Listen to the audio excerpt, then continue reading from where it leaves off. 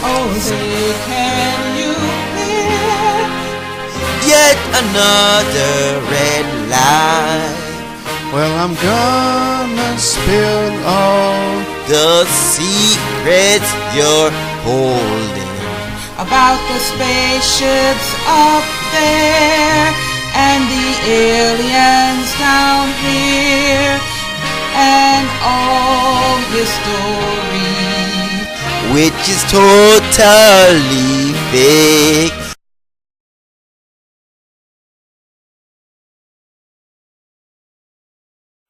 One of the people that I knew here in Houston, actually she lived in Pearland, used to work at NASA, and she wasn't real busy at her job one day and had some time to kind of walk around, and she was walking down this hallway and saw a doorway open up into this big lab, and she could see a couple of men like looking at photograph mosaic. They had a bunch of pictures laid out like on a table the size of a couple of pool tables set side by side. And she walked over and said, well, what are you guys doing? And they said, well, what do you see here? And she looked, and it was, you know, like maybe 1,000 smaller photographs laid out like a puzzle, put together as one large picture. And it was obviously an aerial shot looking down at a very large pine tree type spruce forest.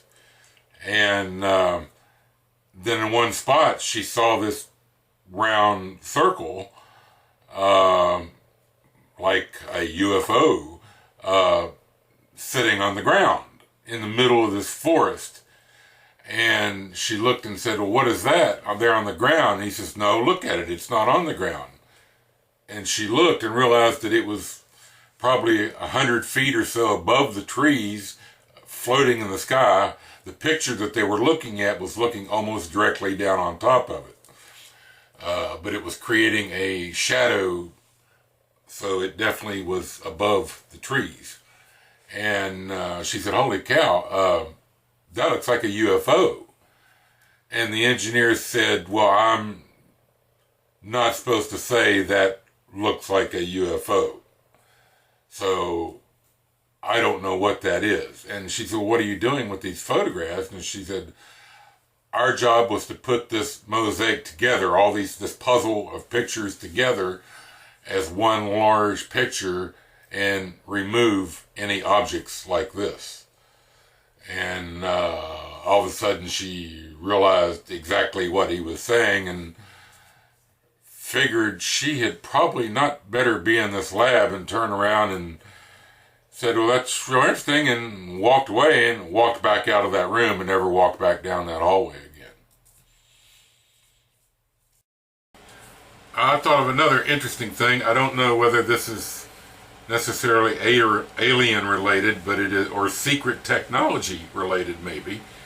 But I have a friend who is now dead, who died in his 70s a few years ago, and a year or two before he died, he had one of his problems was like pleurisy, which is a water buildup inside the body cavity outside the organs, and sometimes he would have to go in the hospital and they would have to drain or extract this water, you know, out of his chest cavity. And so he was basically in there for one of these routine procedures, and he started getting weaker and weaker. And one night, he thinks it was well after midnight, but this elevator type sliding doors just opened up out of nowhere in the wall of the room that he was in, basically in front of the bed, on the opposite wall underneath the TV.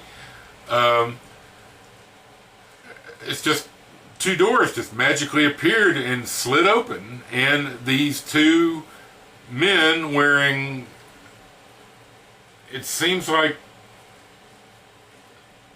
They were wearing dark blue or purple scrubs, and they came in wheeling this gurney. They put it beside the bed, and they had it looked like almost a space suit. And they said, we've got to get you inside this suit and take you for some tests. And he had bed sores, and so it was hard for him to move, and they were being real rough and not real friendly with him, and they had to basically pick up the bottom side of him and slide him into the leg portion of the suit, and then stand him up into a sitting position, and then get the top half down onto him and put it together at the waist. And he kept saying, "Oh, that hurt." And one of them yelled, "Shut the fuck up, old man, and let's get this done." And they laid him back down on this cart and rolled him out into the hospital hallway and down to the end of the hallway, and there was a door there with a big red sign on it that said, high tension power, no admittance, or something like that. A big warning that no one should go in that door. And they opened that door and wheeled him in, and that's all he remembers. And the next day, he was telling his wife about that when she came to visit him, and they asked the nurse, what's in that room down the hall with the big red sign that says no admittance? And she says, "Oh, I don't know.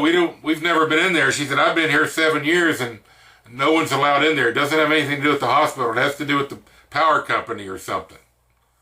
So I don't know what that means, but this happened in this hospital, and that was at Memorial Hermann at Gessner. Now, another weird thing about that hospital is